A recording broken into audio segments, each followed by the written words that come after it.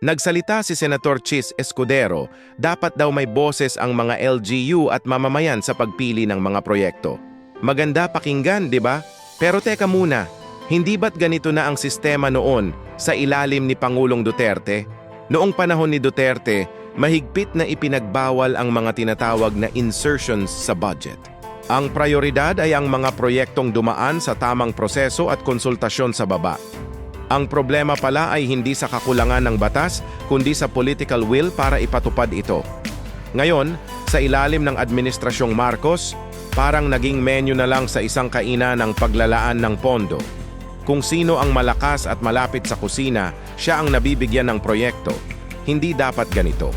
Ang pondo ng bayan ay dapat para sa kapakanan ng lahat, hindi para sa iilan lang na malapit sa kapangyarihan.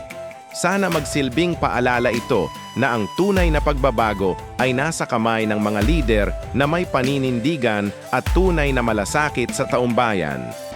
Salamat sa panonood. Huwag kalimutang mag-subscribe at i-like ang video na ito para sa mas marami pang diskusyon.